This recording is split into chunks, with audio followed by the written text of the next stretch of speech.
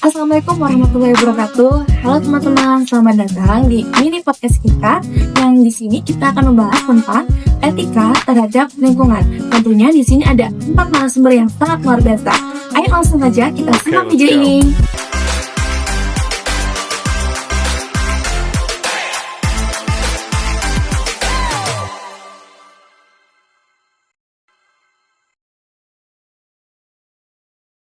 Nah, ini teman-teman narasumber kita yang sangat luar biasa. Pastinya kalian pasti ingin tahu ya siapa saja nih nama-nama dari narasumber yang sangat luar biasa seperti mereka ini.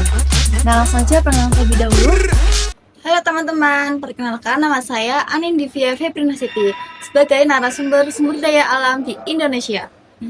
Dan saya Nisrina Fikriana Nabila sebagai narasumber tentang etika terhadap lingkungan dari sudut pandang undang-undang.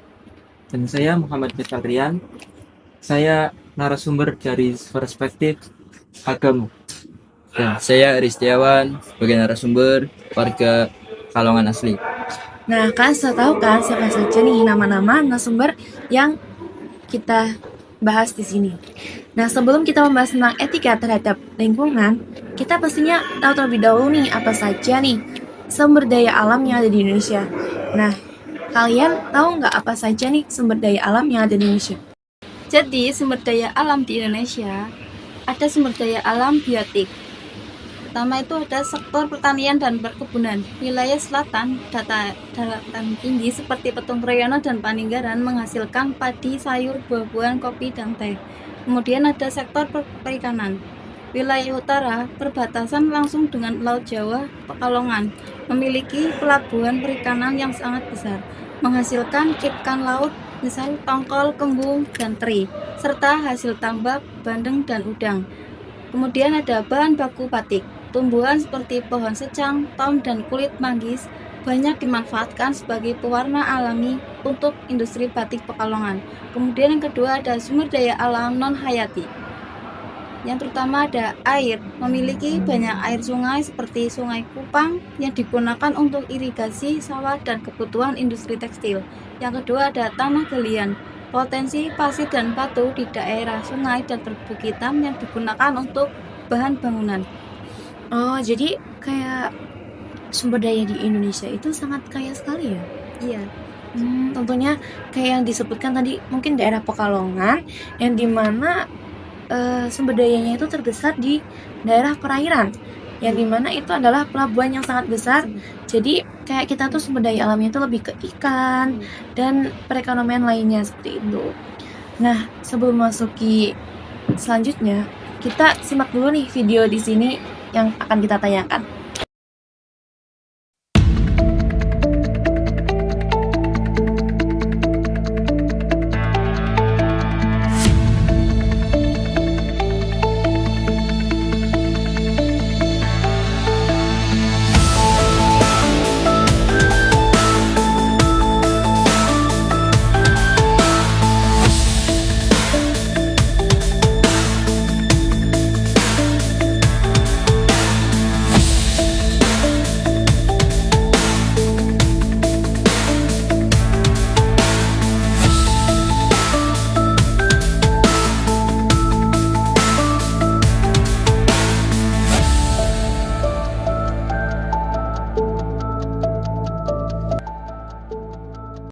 Nah, dari video tersebut merupakan salah satu kasus yang ada di Pekalongan yang dimana pencemaran lingkungan itu yang sangat besar, yaitu di daerah sekitaran pabrik-pabrik industri.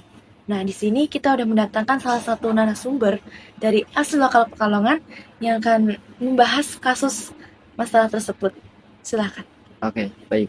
Benar sekali kalau di daerah Pekalongan yang tadi dijelaskan sama moderator atau Mbak Aul tentang kerusakan perairan terutama di daerah kota ya Mbak. Iya. Yang pertama penyebabnya pencemaran pembuangan limbah bekas pabrik yang sembarangan tanpa diolah Mbak.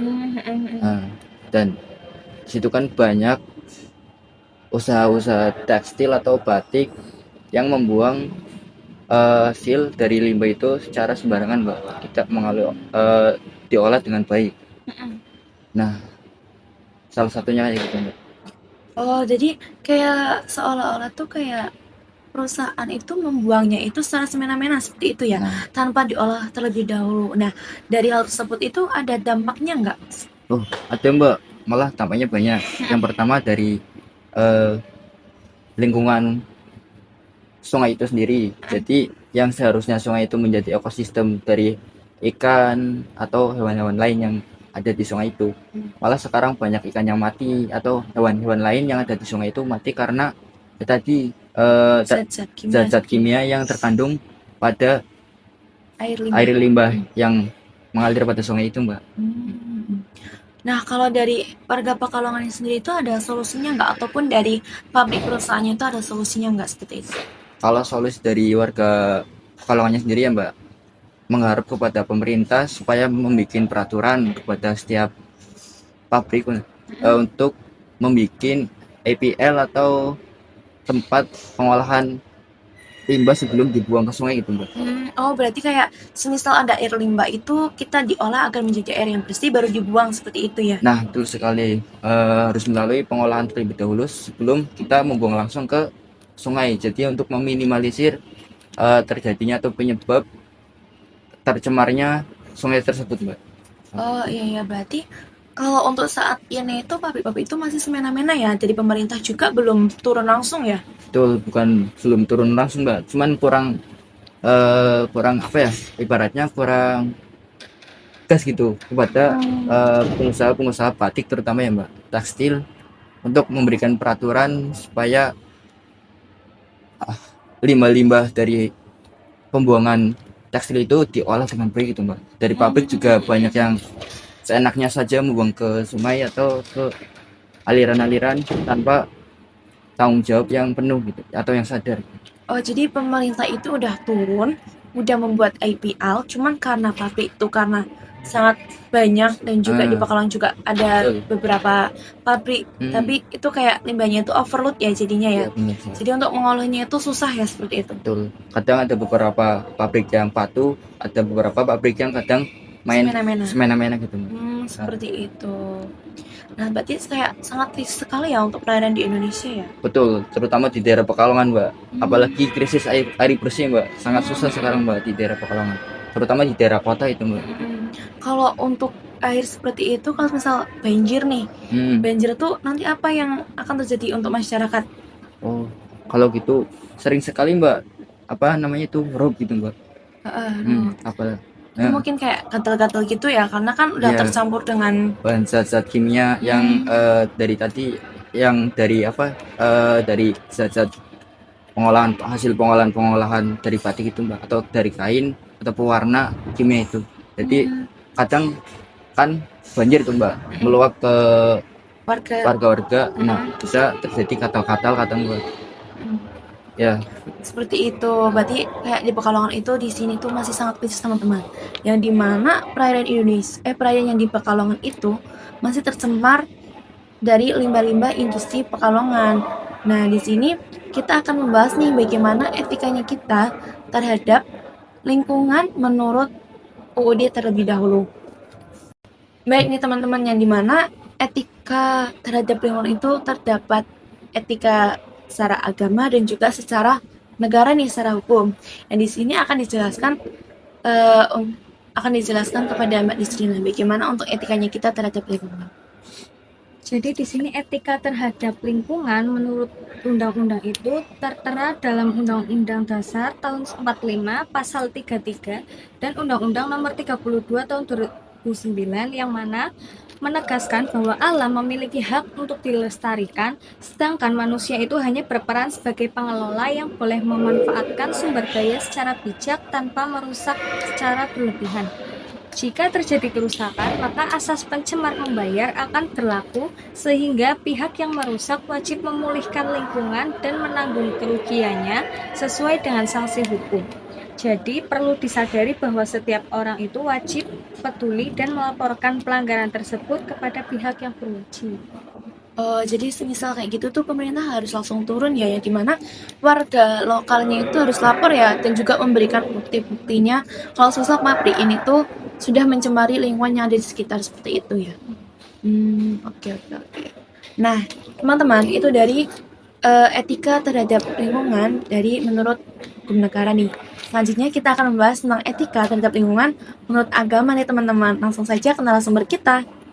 Jadi dalam Islam sendiri itu memandang lingkungan itu sebuah anugerah yang diberikan Allah Subhanahu wa taala dan itu menjadi amanah bagi kita. Islam sangat memperhatikan lingkungan.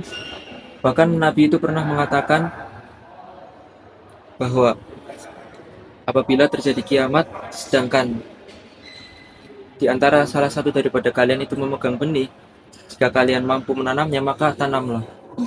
Nah, itu bukti bahwa Islam itu sangat memprioritaskan lingkungan hidup. Dan ngomong-ngomong tentang lingkungan hidup ini Mbak Ulia, ini sejalan dengan konsep di mana manusia itu dijadikan khalifah di muka bumi ini. Di mana Allah berfirman, "Wa idz qala rabbuka lil malaikati inni ja'ilun fil ardi khalifah."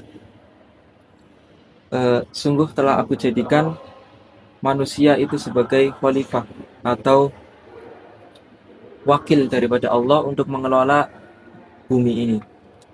Sehingga esensi daripada konsep khalifah fil ardi ini adalah kita diberikan amanah oleh Allah Subhanahu wa taala untuk mengelola segala sumber daya alam yang ada di bumi.